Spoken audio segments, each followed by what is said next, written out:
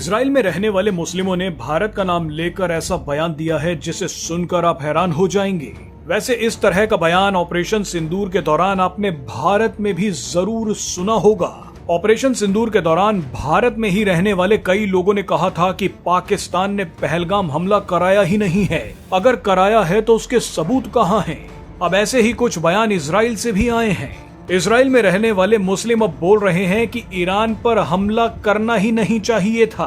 एक अखबार की रिपोर्ट के मुताबिक इजराइल के मुस्लिम अब सवाल पूछ रहे हैं कि जब भारत और पाकिस्तान के पास परमाणु बम है तो ईरान के पास परमाणु बम क्यों नहीं हो सकता।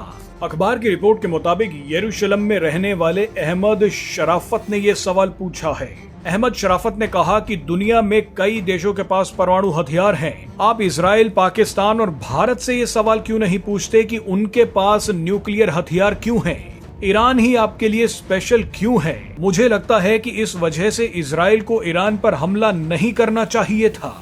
इजराइल के यरूशलेम में रहने वाले एक और मुस्लिम शख्स ने कहा कि इजराइल ईरान युद्ध की वजह से बहुत बुरे हालात हो गए हैं। 2 हफ्तों के बाद पहली बार मैंने दुकान खोली है। सीज फायर के बाद भी सड़कों पर सन्नाटा है।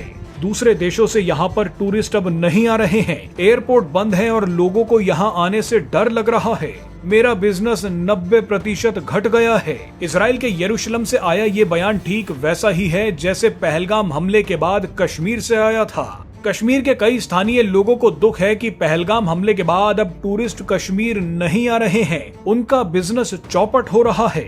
आपको ये तस्वीर याद होगी, पहलगाम आतंकी हमला हुआ ही था और कुछ कश्मीरियों ने कैमरे पर बयान देना शुरू कर दिया कि अब हमारे बिजनेस का क्या होगा, हमारा धंधा तो चौपट हो जाएगा। सवाल पहलगाम आतंकी हमले में मारे गए निर्दोष हिंदू टूरिस्ट पर था, लेकिन ये लड़का पीछे खड़ा हुआ हंस रहा था। इनको टूरिस्ट से बिजनेस तो चाहिए, मगर वो मर जाएं तो फर्क नहीं पड़ता।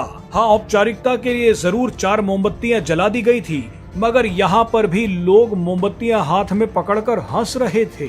वैसे कुछ दिनों पहले ईरान के लिए कश्मीरी जिस बड़ी संख्या में सड़कों पर निकल आए, इतने अगर पहलगाम आतंकी हमले में मारे गए निर्दोष हिंदू टूरिस्ट के लिए निकल आते तो शायद आज तस्वीर कुछ और होती। बहरहाल अब आपको एक और इजरायली मुस्लिम का बयान सुनवाते हैं।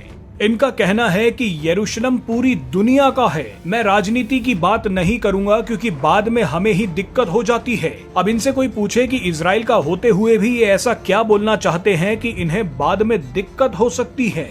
आपको बता दें कि इजराइल के मुस्लिम ईरान के प्रति नरम रुख रख रहे हैं। ये चाहते हैं कि ईरान को भी हक है कि वो परमाणु बम बनाए। भारत में भी आपको कई ऐसे लोग मिल जाएंगे जो पाकिस्तान जिंदाबाद बोलते हैं, फिलिस्तीन जिंदाबाद के भी नारे लगाते हैं, ईरान के लिए सड़कों पर उतर जाते हैं, लेकिन इतना कुछ करने के बाद भी बोलते हैं कि पीएम मोदी के राज में हमें बोलने की आजादी नहीं है, हम खुद को खतरे में महसूस करते हैं।